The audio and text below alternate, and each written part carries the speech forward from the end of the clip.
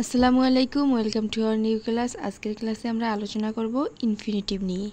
Infinitive কাকে বলে এবং ইনফিনিটিভ কত প্রকার। আমরা অনেকেই আছি যে যারা ইনফিনিটিভের সাথে পরিচিত, আবার অনেকেই পরিচিত নই।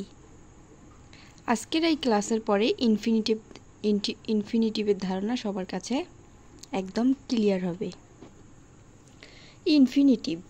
ইনফিনিটিভ হচ্ছে ভার্বের বেস অথবা বেসিক ফর্ম অথবা টু প্লাস ভার্বের বেস ফর্ম। ঠিক আছে, বেস ফর্মকে বেয়ার ইনফিনিটিভ বলে এবং টু প্লাস ভার্ব থাকলে তাকে টু ইনফিনিটিভ অথবা ফুল ইনফিনিটিভ বলে।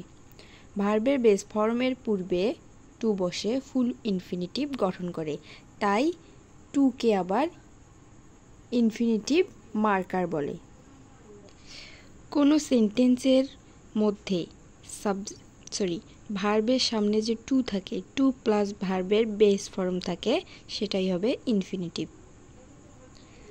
ইনফিনিটিভ হচ্ছে দুই প্রকার, একটা হচ্ছে সিম্পল ইনফিনিটিভ আর একটা হচ্ছে গ্রান্ডিয়াল অথবা কোয়ালিফাইং ইনফিনিটিভ। ইনফিনিটিভ মূলত সাবজেক্ট রূপে ব্যবহৃত হতে পারে, আবার ভার্ব রূপেও ব্যবহৃত হতে পারে। এখানে subject of verb to err is human, এখানে টু এরার হচ্ছে ইনফিনিটিভ।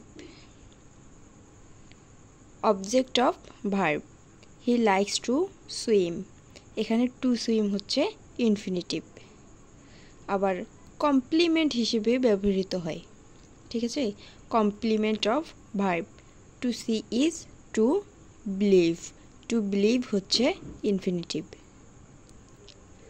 গ্রান্ডিয়াল ইনফিনিটিভ যেখানে অ্যাডজেক্টিভ হিসেবে ইনফিনিটিভ ব্যবহৃত হয়, যেমন this house is to let, এখানে টু লেট হচ্ছে ইনফিনিটিভ। অ্যাডভার্ব রূপে ইনফিনিটিভ ব্যবহৃত হয়, উই ইট টু লাইভ হচ্ছে ইনফিনিটিভ।